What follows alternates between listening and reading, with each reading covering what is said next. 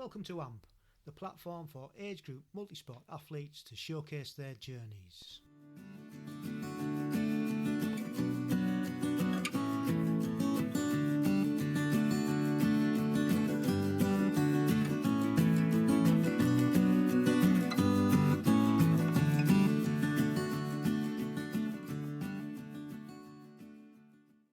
Welcome along to episode 45 of AMP, the Age Group Multisport podcast, and thank you once again for listening, much appreciated.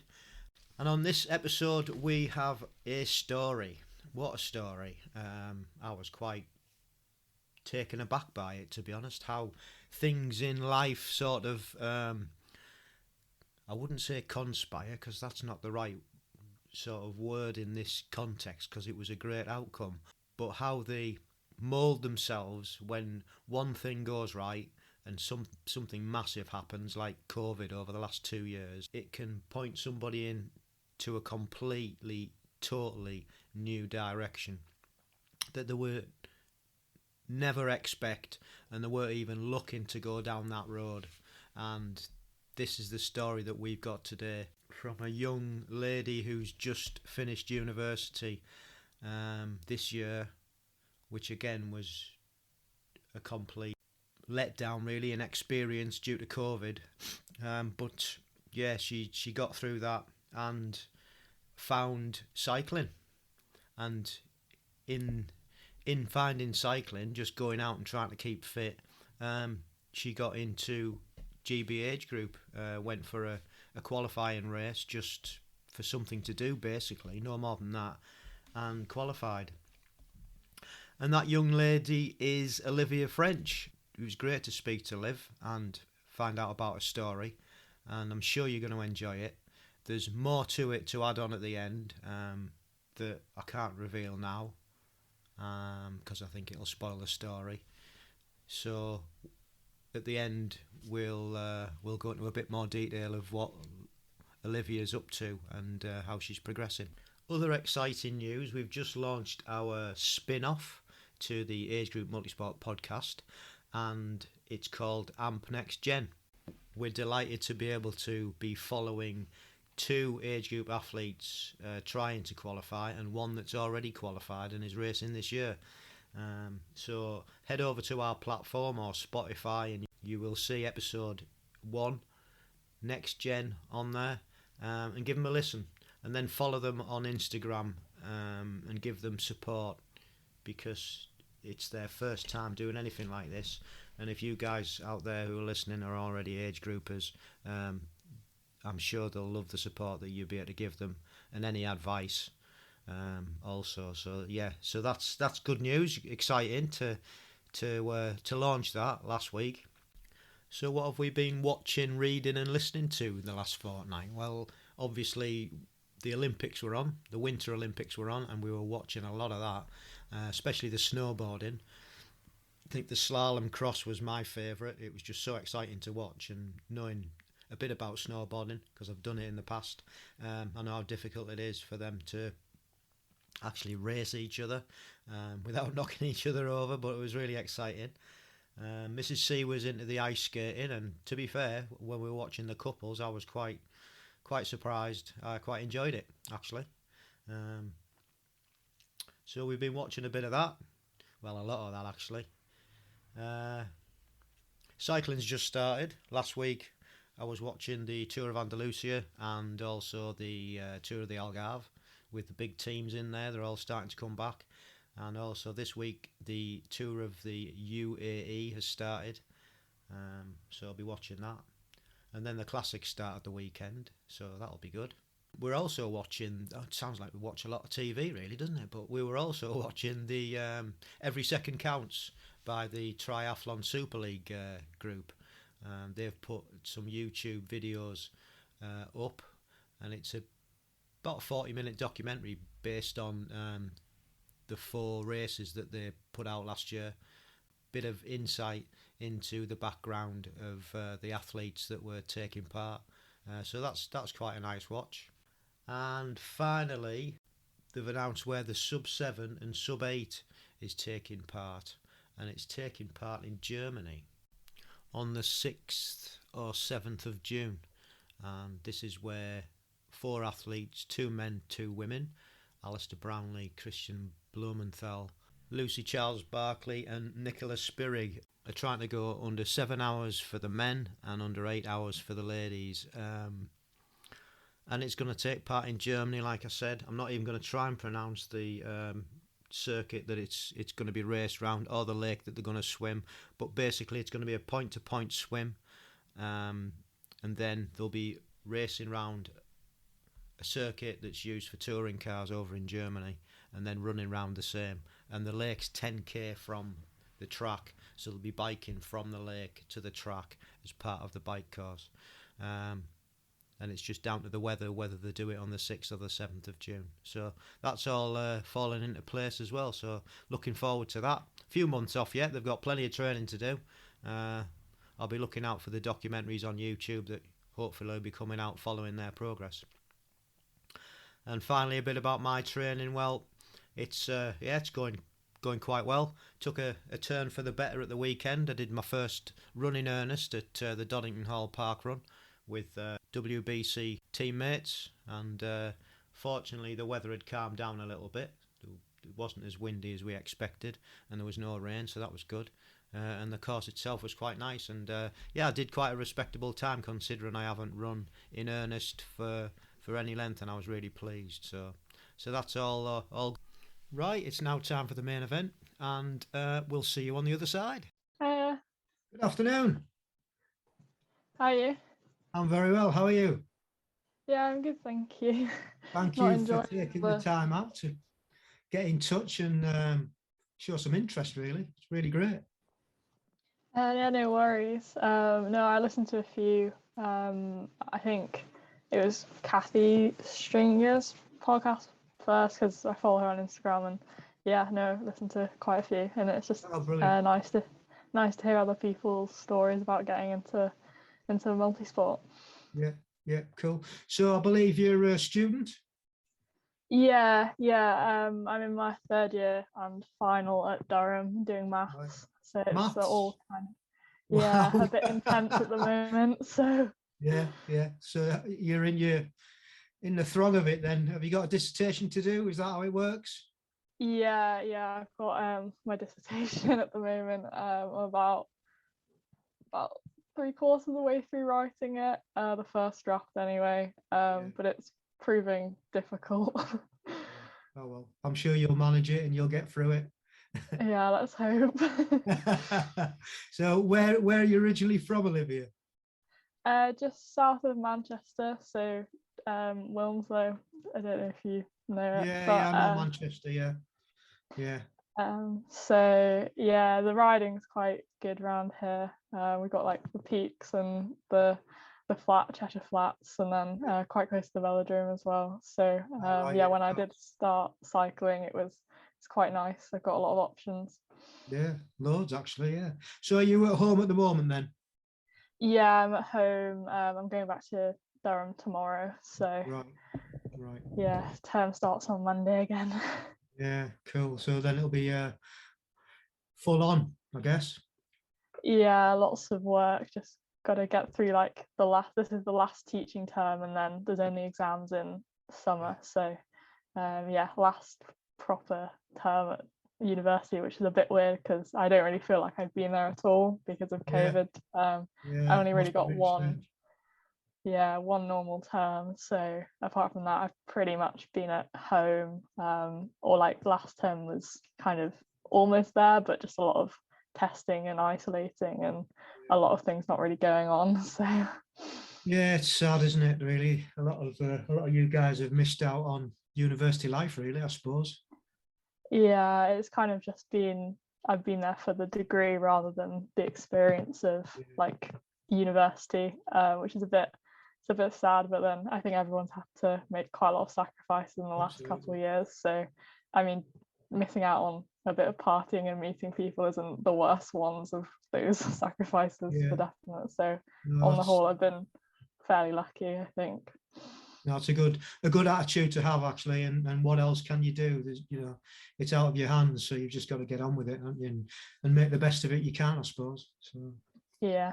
Cool. So, like I say, thank you ever so much for coming on, and I'm really pleased that you've reached out, because you've got a fascinating story. As soon as I read your message, I thought, wow, you've done such a lot in such a short life already. It's like incredible, and two of them my favourite things as well. So I was like, yes, got to get her on. Yeah. So let's kick off with growing up, I guess. Over near Manchester, what you were into, and yeah, just take it from there. Yeah, so I mean, I mostly played tennis growing up. I probably started when I was, well, like 9, nearly 10, and I was doing some other sports at the time, but that's the one that I like most. And yeah, I started to take that quite seriously. So I ended up playing like the national and junior internationals, and then kind of all the way up to kind of when I was 16, 17, playing the lower level professional events, some of them, but not doing particularly well.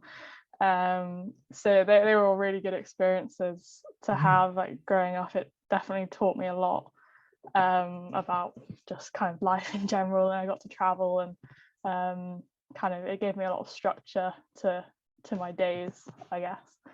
And then I went to university. That I chose Durham on like a big part because of the tennis team, because it's when I went, they were the best university tennis club in the country. So Right. like I could definitely carry on like my tennis there, and so that was my plan, to kind of do it over 3 years and then see kind of where I was at, and then maybe try and play a bit more or get a job.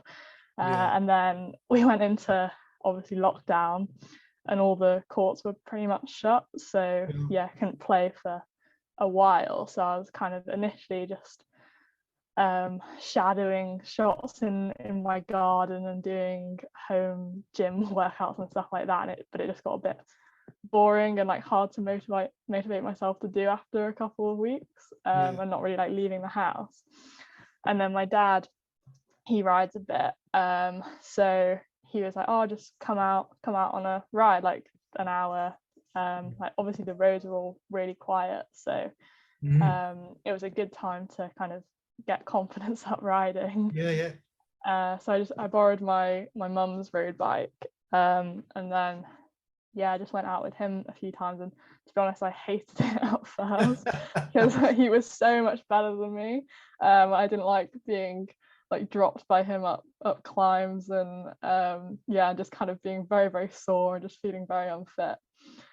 And then I kind of just it gave me a goal to try and like keep up with him, and then I started to kind of do that, and then I started to go out on rides on my own, and it kind of snowballed from there in terms of cycling. And then with running, I was doing a bit already, like I'd done some park runs just as part of tennis, like general fitness, and like I've always kind of enjoyed running. I enjoyed kind of doing those on Saturday mornings. I just started doing more, and then I just got more and more hooked over lockdown, when I kind of didn't feel guilty for doing loads and loads of those because I wasn't allowed to play tennis. And then when we were allowed to play again, I kind of kept up the cycling, and I mean I mainly used it to get to and from tennis to start with, and then just took my bike more places when I traveled, so I got to kind of ride in some cool places over summer.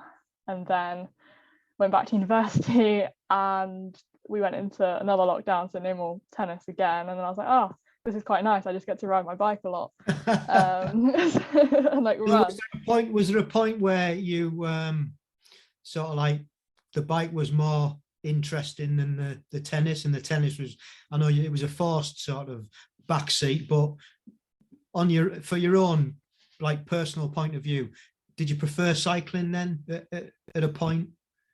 Yeah, it definitely got to a point. I think that second lockdown, because I'd just gone and played a couple tournaments, like the first tournaments that were allowed back. And to be honest, I just didn't enjoy them at all. Like I got there and I was putting so much pressure on myself to kind of do well and like get a certain point in the tournament because like my ranking was X, and so I should do this well and Sure. things like that. And I was really struggling with like just going and enjoying playing. And then whereas cycling and like running was such a clean slate and like there was no pressure attached to it at all. I came out of those tournaments and I was just like, I didn't enjoy that. I don't think I really want to do much more of it. Whereas like having like power targets or trying to run like a 20-minute 5K or something, it's much more controllable rather than like if I go to a tennis match, is that person better than me, or like does the surface suit their game better than mine? And like it's very, you can't really judge your progress as well, because some days you'll win matches that you shouldn't, and some days you'll lose matches that maybe you shouldn't as well. So I found that quite difficult, whereas I really enjoy the kind of very measurable progress of cycling and running. Yeah. And just going back, because we sort of like got onto the cycling and the running really quickly there. Just going back, you said that when you'd started your tennis career, as it were, that you travelled and you'd got to see lots of things. Will you just go into a little bit of detail about that tennis period and feeling kind of challenged all the time? Otherwise, I probably wouldn't have enjoyed like other things as much. Yeah, cool. So getting back to the cycling then, when you were obviously you got to university the second year and tennis was on the back burner, as it were, and your cycling's taken off. Yeah, so I joined the uni cycling club for the first time in my second year, and then went into another lockdown, so kind of group rides weren't allowed, but I was just going out on my own quite a bit.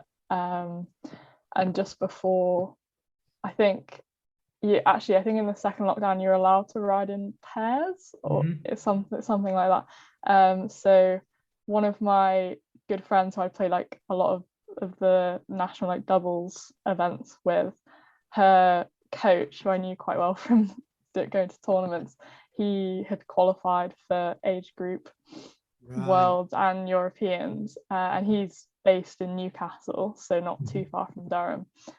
So we ended up meeting up for a ride, and he probably felt really sorry for me because it was really cold and I was just like in a lot of tennis gear, basically just layered up, like didn't have really much cycling stuff.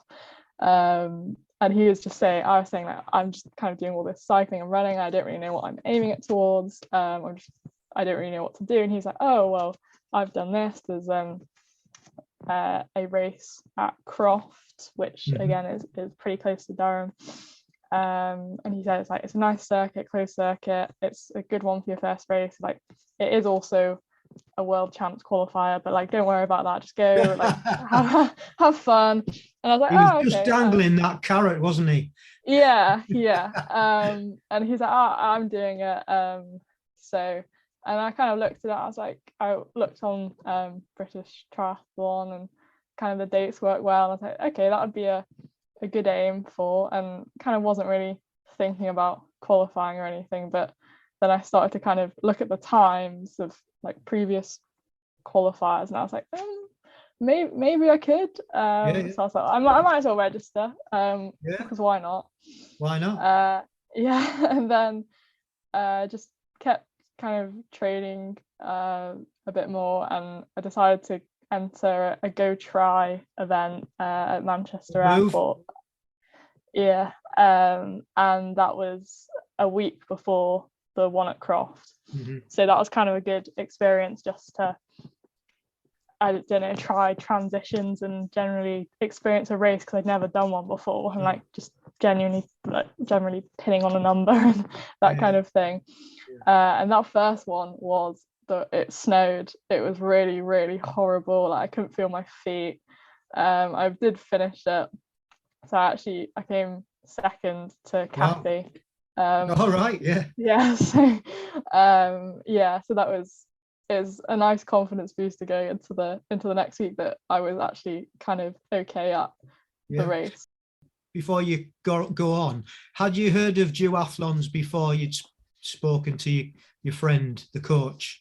Did you know it was a thing? No, no idea. Never heard of it. I was like, oh, triathlon, duathlon, what? So yeah, I was kind of like, oh, running, cycling, because obviously all the pools were shut. Like I can't swim a bit, so I was maybe thinking like my dad had done a few triathlons, so I was maybe thinking that. But then I hadn't swum in a while. So when he was like, oh, I do it for duathlon, I was like, oh, okay, yeah, I'll definitely give that a go. Yeah. Cool. Yeah, I was just interested to see how it came about. Other than but if your dad was already into doing some multi-sport, you'd have had a bit of a grasp on it anyway. You'd got your first go try. That was done, and it didn't put you off it being horrible weather anyway. No, I quite enjoyed it actually. Like just the kind of feeling of, I don't know, pushing yourself even when maybe I was a bit uncomfortable. I was cold and I just probably wanted to go back to my warm house and not be outside when there's like snow hitting me while I'm riding. So I enjoyed it. Probably enjoyed it more after than I did during it, but Yeah, it was a good, do, don't you? Yeah, Yeah, it was that's a good usually. experience. Yeah. And then the one at Croft was dry but windy, as I think it normally is at Croft. Yeah. And my brother came with me to kind of support. He's like a track runner, so he does races, but nothing really longer than 800 meters, so a bit different, but he was good just to kind of have there to throw clothes at, and I don't know, he shouted a bit of encouragement at me, so that was nice. And yeah, it was a really fun day out, and just the amount of people that were there was kind of much more than I was expecting. Yeah, me too, actually. I was there, and I just thought that the start was a bit strange as well, where they were setting us all off within seconds, and and the other thing I wasn't aware of at the time, and that we were going to be running on grass. Oh yeah, I know. I was, because they changed the route, didn't they? Like for the night before because of sun. I exactly know why they had to.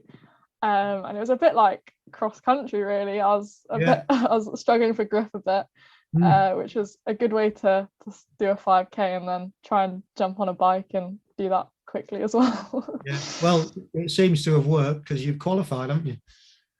Yeah, it was a really weird kind of way to find out, because obviously it was all like staggered starts. So in the sprint distance, not from my experience, because I've never done one that is draft legal, but I know that they normally are. So obviously you'd know whether you're in the top 3 or not.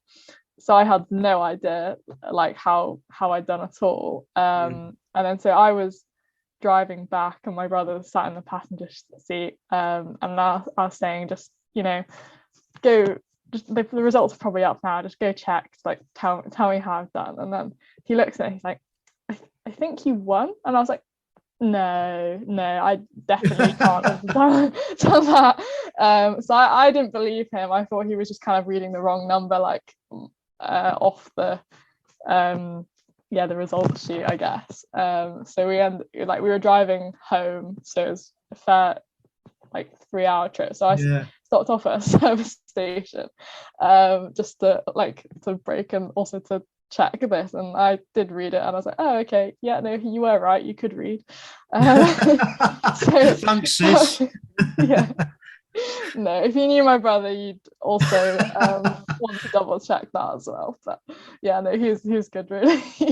So it was quite I was so pleased to kind of qualify, because it was kind of a goal in the back of my mind. And it was just a nice bonus to have. And I think the nice thing about multisport is that, especially age group multisport, is that you don't not many people get the chance to represent their country at something, and I think it kind of gives more people that chance, and just to have that experience and to go abroad and do an international event is it's a really cool thing to do. So to be able to do that for for duathlon. I'm really looking forward to it this year, hopefully. Hopefully, fingers Yeah. crossed. No, you'll have a great time. You'll have a great time. Yeah. You'll really enjoy it. I haven't come across anybody who hasn't yet so far. So personally speaking, I love it. And once you get the buzz, you just want to keep doing it. That's the problem. Yeah. Yeah. So yeah. So you when you said you came second, was that second female or second in your age group? Sorry, at which event? At the Croft event? Oh, I won. I was first in my age group. First in your age group. Yeah. Oh, well done. So yeah, there's nice result to get. Yeah, fab result. I was just happy to kind of that my transitions didn't go wrong, and I kind of didn't completely die off in the last run and things, and kind of put times down that I was happy with, and then the result was just a nice bonus, I think. Yeah, brilliant. So prior to it, what sort of training had you been doing, and who had you asked for sort of like guidance, or did you just go off and look it up yourself and sort your own plan out? So I'd started with the cycling coach at Durham, like just through the uni. So I was doing had some vaguely structured plans for cycling, and then I said that I'd kind of like to enter this event, and so could you also plan some running in? So I was kind of going off his guidance, and then I also talked to my friend's coach about how the kind of thing he was doing, and then talked to the cycling coach and kind of matched up some kind of general plan that was okay. I think with more experience it can definitely like be better, but I was just doing stuff, making sure I got brick sessions in there, I think was the most important thing. So I wasn't in a complete shock when I decided to try to run off the bike. Yeah. And how did it feel running off the bike? Yeah, it's a weird sensation. Your legs just feel completely heavy, and you're like, why am I running so slowly? Or why do I feel like I'm running so slowly? So yeah, not the nicest experience, but it definitely gets better the more you do it. You get more used to it. Yeah. No, it sounds like you've you got together a good group of people there, and who helped you put something together. So that's a really good start, and obviously it's paid dividends because you've achieved what you want to achieve. So that's a fantastic start for your first event. Brilliant. Really great story. Thanks. So what's happened since Croft then? What have you been up to? So about a month after Croft, I'd kind of been I'd applied to the Skoda DSI Cycling Academy, which is an academy aimed at girls like age between 18 to 25, and they were doing a recruitment day, so they were looking for 2 more riders to join their existing 3, and I think they had 200 applicants or something. Wow. And they had they'd invited 17 to the testing day, so I wasn't really expecting to get invited to the testing day. And then I got the email through that they wanted to test me. I was like, oh, this is great. I get to go to the Olympic Park in London. I get to kind of meet Dame Sarah Storey and get to ride on the kind of closed circuit out there and just meet a load of other women that really like riding bikes, which I kind of hadn't really experienced before because all my cycling had been done in lockdown, so I hadn't really had a chance to meet many other people, let alone women who ride bikes. So I was really excited just for kind of a trip to London, really, especially when I'd just been at home most of the time because of COVID. And then went down, I'd practiced some of the tests. So we were tested for 6-second peak power, 3-minute power, 12-minute power, and then we had some standing laps of the closed circuit outside the velodrome.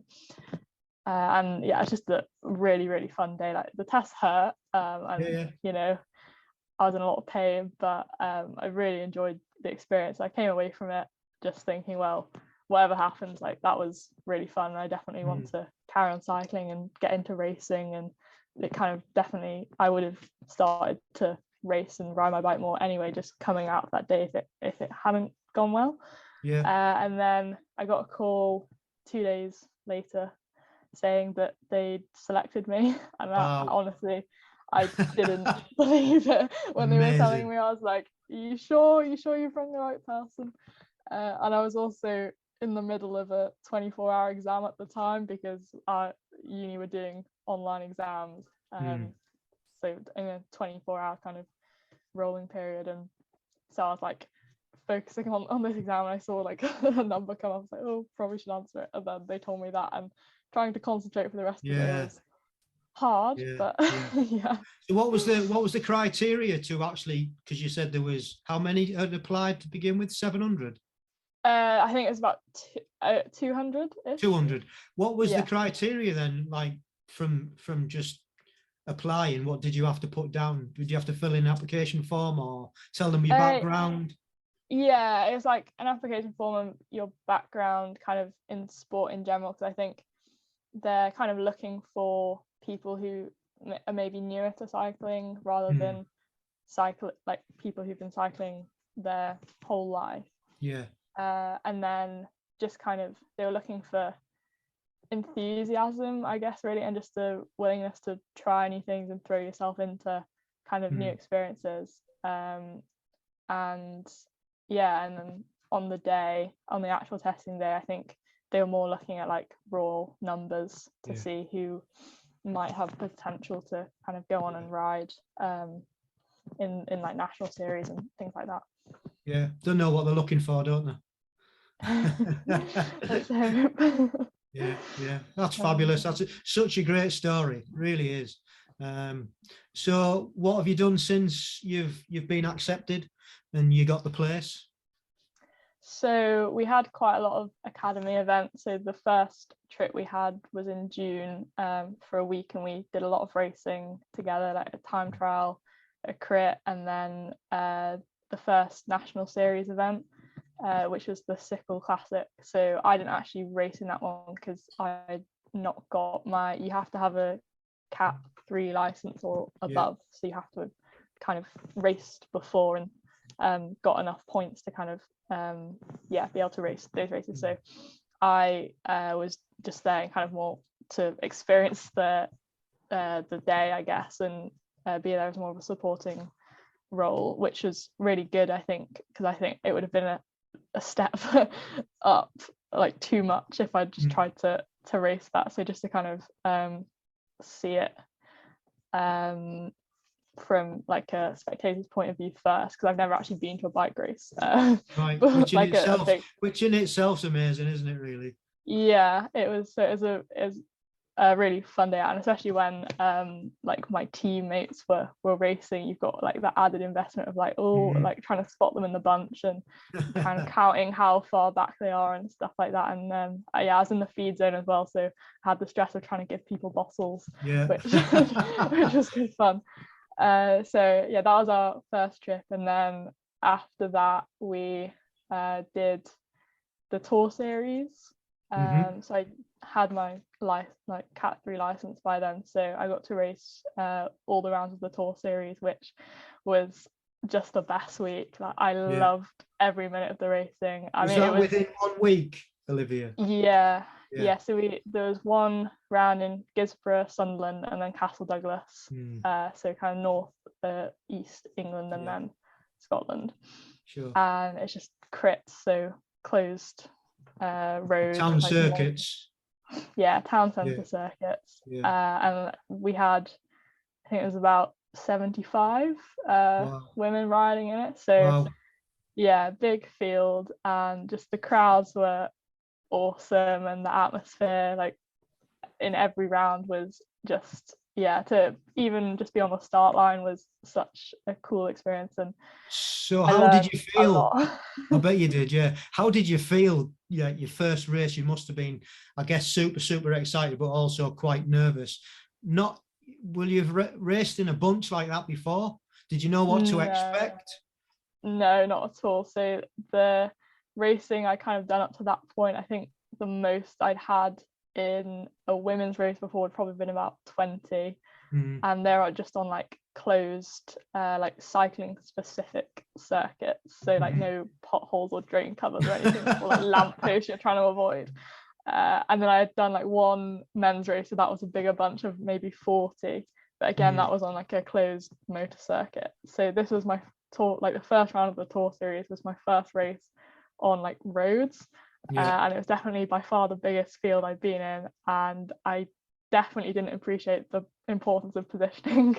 So we had this like a sighting lap, so where you're going fairly quickly still, but you're behind the motorbike or the car, and then you do a lap so you can kind of see the circuit, and then they just set you off. And the first round I just remember being like, oh my god, I don't know what's happened, like they've just all flown off and I'm just trying to hang on. And then it was chaos into the first corner because it went from really wide to really narrow, and so like people were having to stop and unclip, and and then obviously it's all strung out, and it's just, but to kind of ride really fast around closed roads with people cheering and just trying to get a bit better each lap, it's probably one of the best experiences I had this year. Yeah, I'm sure. What was the length of the lap then? They were 1.5 kilometers. I think 1.4 to 1.5 each round was. Because in my experience, not ever raced them, but watched lots and lots over the years. So exciting! I love it. But it's like a stop start, as you said, isn't it? You know, you powering out the corner and putting down the power, and it's just really, really intense and exciting to watch. Never mind do. I just can't imagine what it'd be like to do. But, it's fabulous. Very, very hard. Like a lot of accelerating and then braking, and just being you have to concentrate so much because there's loads of people like trying to get around you, and you're trying to get around people, and obviously you don't want to crash. And and then in the last round we had like rain and it was really windy, so all that to contend with was as well. Puts a different pointer on it, doesn't it, really? When you've got wet roads, it's a completely different race. Your bike handling skills come into play massively then, don't they? Yeah, and I don't think I had much of them at that point, and I probably but you're only new at it, aren't you? You're not going to have. You've done amazingly well to get where you've got to, and it's going to be all experience from here on in. So, they're definitely fabulous. Like invaluable experiences to have. I think at this stage, just I've been on a very steep learning curve. And so through all this, what do your parents make of it all? I mean, your dad's done triathlons. I bet you can't believe it, can he? Coming from tennis. They're a bit shocked because, I mean, my dad kind of likes cycling and running, and he's kind of done a bit of all sports throughout his life. And they'd tried to get me to ride my bike a bit more kind of around the age of like 30, 40, 15. But because I was so busy with tennis, the thought of going out for like a couple of hours at the weekend when I was already exhausted, and then trying to keep up with my dad, who was much faster than me, I was just like, no, I can't do it. I need to rest. So before lockdown, I genuinely don't think I touched a bike for over 5 years. Wow. That is incredible, isn't it? Incredible. It was a shock to like my parents that I suddenly just really liked it, and now I'm very bike obsessed. Really. It's funny, because when I got your message through, I was listening to the Geraint Thomas cycling podcast, and he had Katie Archibald on. Okay, And if you haven't heard it, it's a really good one to listen to. And she said she was pretty much the same when she was growing up. She tried everything. She was obviously from Scotland, and she tried all sorts of things, from Highland dancing to ballet and it was only like she tried cycling, and that was what she was good at. And her advice was just try everything, and something will stick. You will be good at something. And it's weird how these things come about for her. It's like cycling, like yourself. And I thought, when you're, like I say, when your message came through and I just listened to that, I thought, it's a bit of a coincidence, this. But yeah, it's just amazing how it all comes together, isn't it? Well, I'm sure that your mum and dad are really proud of you anyway. They're very pleased, and they've always been so supportive of me and my brother's sport. They took me to a lot of tennis and all over the country. So really appreciate all the effort that they put in just to kind of keep me going and give me all the opportunities that they could. Yeah, fabulous. So what's next then? What's are you going to continue in the team, or what's happening with that? So I'm still part of Skoda this year. I have some other news, but it's not allowed to be announced yet, so I'll keep that to myself, but that should be hopefully soon. And that's exciting. I'll just ask you one question. Is it cycling based? Yeah, cycling based. I won't pursue that anymore. I'd love an exclusive. Yeah. No, well, that's I'll listen out for that. In fact, when you're allowed to tell, send us a message. I will. I definitely more cycling focused this year, and just to kind of, I think, get more experience in just different types of races. So I kind of went very quickly into probably the biggest races on the calendar, and I was just in them and hanging on for dear life, really, because the level it's really, really high. And I did all the national champs at the end of the year in October in Lincoln. How did they go? They an experience. They were definitely experienced. So like the time trial, I didn't have a TT bike, so I came 17th. So that's amazing, though, isn't it? If you think about where you've come from and you haven't got the equipment that the others have got, and you still finished 17th. Wow. It's good, and to kind of do a time trial on closed roads, and just to like we all had our own little motorbike person following us, and just to kind of feel like a professional was really it's a fun experience. And then I did the crit, which was like, the tour series was manic, but that was another level. Like there was cobbles, and the crowd was huge. I watched it on the TV actually, because I'm in Louth, which is about 40 minutes away from Lincoln, and we were going to go over, but the weather was atrocious, so we decided we would just watch it on the TV in the end. That was. And it is a brutal course, isn't it? Yeah, the crit, the weather was okay. But it's the road race. The road race, that's right.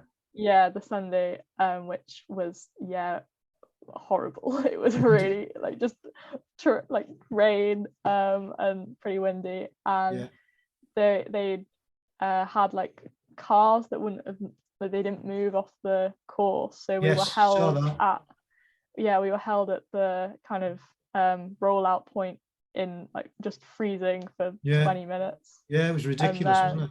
It was not great.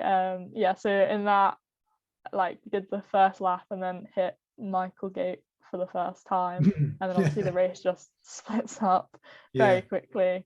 How is you climbing? I think everything I am, it's very like average at the moment, to be honest. Everything is just a bit average. But I love your honesty. I'm just enjoying kind of seeing like little improvements in myself, and trying not to kind of compare myself to kind of some of the other people that are in the race, like Anna Henderson. And I was like riding next to her for a bit, and I was like, this is cool, like these people are in the world tour, and I'm just kind of in a race with them. It's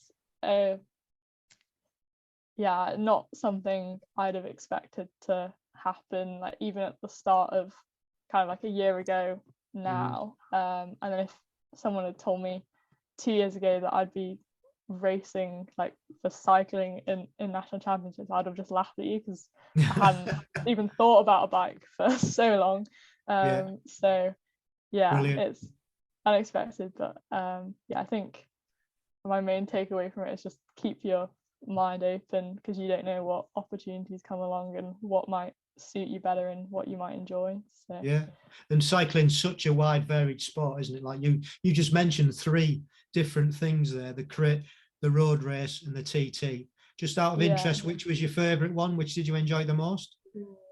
I think I enjoyed the TT most because I got to like put a time down for that, whereas the others you get pulled if you're kind of so far behind the leader. So I didn't get to finish either of them.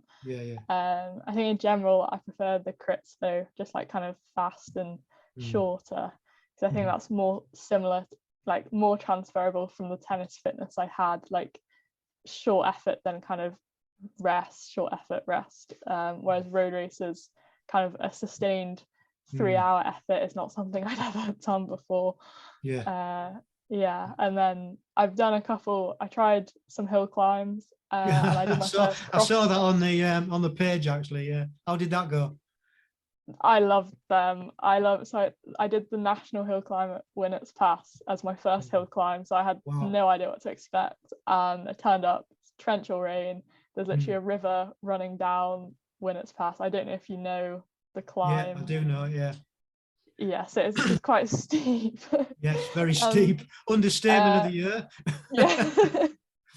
So I was at the bottom, already soaked, and they kind of pushed me off the timing mat, and I'm going up, and probably the first 100 meters there weren't too many people, and then you turn the corner and I couldn't see the road because it was just covered in people just like screaming at you, like and ringing cowbells, and I had people running next to me banging pots and pans and telling me to catch the person in front of me, and yeah, it took me about 5.5 minutes, and it was just the best 5.5 minutes of racing ever. I mean, I got to the top and had to be helped off my bike by some very kind marshals, and just kind of lay on the floor next to some other people who also absolutely emptied themselves. And then I got to like cheer everyone else on, kind of trying to walk back down and get to some warmth somewhere.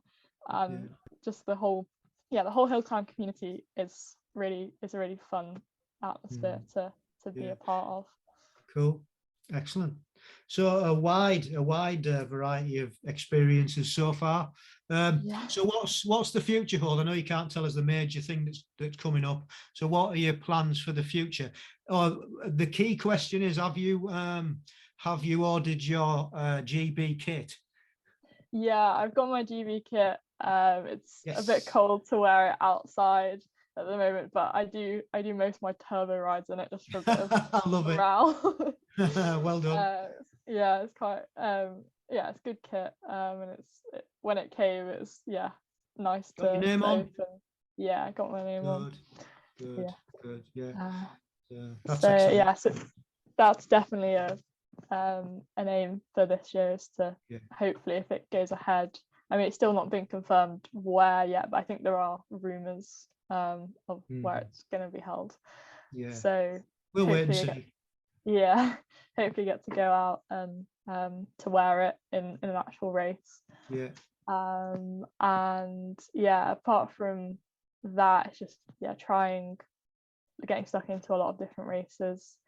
And doing kind of being a part of Skoda as well as promoting like women in cycling, and kind of doing as much as you can through social media and word of mouth and in your kind of own clubs to encourage women. So I've been working with Bot & Co, who are a solicitor firm that sponsored me from kind of when I got onto Skoda, and in some like writing blogs, and hopefully this year going to some events and that will hopefully promote and help encourage more women to take up cycling, because I think it's a sport that I think can appeal to pretty much everyone, because it has so many disciplines and so many things that you can do with it. Whereas if you can just use it to commute, or if you don't like riding on road, you can go ride off road or in a bedroom, or you can use it as an excuse to just go to nice cafes and eat coffee and cake guilt free. Like, that's a big reason for me, to be honest. So, well, I do like a cafe ride. Yeah, who doesn't? Yeah. No, that's really good.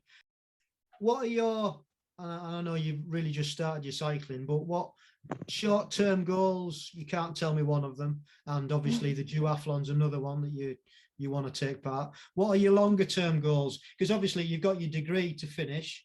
Are you looking to try and get a professional contract cycling, or will you need to get a job, or what will the future hold from you? So I think my plan is to finish my degree and then just take a bit of time out, because I've just had I've never had a gap year, so I've just been doing a lot of exams and work for a while. So just to have a bit of time out and figure out where I actually want to go with like my degree, or kind of what kind of job. And then while I'm figuring that out, hopefully riding my bike a lot and seeing how far I can get with that. And just kind of make decisions as the opportunities come. I'd really love to stay in sport, and especially in cycling in some way, in whatever kind of job I do, whether that's like a sports finance kind of thing, kind of combining maths and sport, or just being in event management or something like that around a big cycling event. Or riding. I'd love to ride professionally. Riding. It would be amazing if I could get there. But just at the moment, I just want to keep learning and enjoying the journey, and just keep enjoying it as much as I am now, because I love training and having goals to hit, and just turning up to new things and trying as many different types of cycling as possible. It's so much fun. I couldn't recommend it enough. Excellent. And I think that's a great place to end it, and we will catch up again, and it's been such a pleasure to hear this fantastic story. Thank you. And just good luck with everything, and just keep us posted, and I'm sure you will, on Instagram and stuff, of what you're getting up to. It's just great to, in these weird times that we've had and you've gone through at university, it's just such a refreshing story to hear that somebody's actually positive and they're really having fun and enjoying what they're doing. So thank you for coming on, and I'm sure you'll lift everybody who hears it. So thank you ever so much. No, thank you for having me. It's been really fun to chat. And we'll speak soon. Thank you. Yeah, speak soon. Thanks so much. All right, take care. Bye-bye. So how cool was that story? Started off with tennis, and then due to COVID and due to lockdown, she couldn't play tennis. So she went out with her dad on the bike, and lo and behold, she liked it. It's amazing how these things just turn out, isn't it? And now I can reveal, after you listen to that and you see where she's got to riding for the Skoda team, she's now been successful in getting on to the Storey racing team. And that's run by Dame Sarah Storey and her husband Barney. Yeah, they've got, I think, 12 women racing, right from youth right the way through to elite. And they're doing everything. They're pretty much TT, track, cyclocross, mountain biking, and I think she's going to be well looked after in there, and she's just going to go from strength to strength. So can't wait to see what actually happens, and how she develops and how she gets on. Just fingers crossed, and good luck with it all, Liv. Really excited for you. So that was a fantastic turn of events. Really enjoyed that. I mean, the story in itself was amazing. Not sure where she's going to fit the age group competition in there. Not sure if they'll let her actually do that now. I hope they do, because she's got the GB kit and everything, so it would be a shame if she couldn't. Look out for Liv. You can find her on Instagram at Liv Frenchy. And you can also follow Storey Racing on Instagram as well. So watch out for her, give her some love and support, and we'll see how she does. So that's about it for this episode. Just a reminder that you can find all the other episodes, including our new AMP Next Gen, on our website, which is agegroupmultisportpodcast.buzzsprout.com. They're all on there. And they're also all on YouTube at AMP GB. Or you can find them on your favourite podcast platform, such as Spotify and Apple Podcasts. And if you want to get in touch, you can send us an email at agegroupmultisportpodcast.gmail.com, and you can follow us on Instagram at amp_1967. We're on Facebook at ampgb, and we are on Twitter at Agegroup Multisport Podcast, and like I said, we have our own YouTube channel, which is ampgb. And I think that's it. Thank you once again for listening and supporting, and remember, stay safe, keep training, love the process.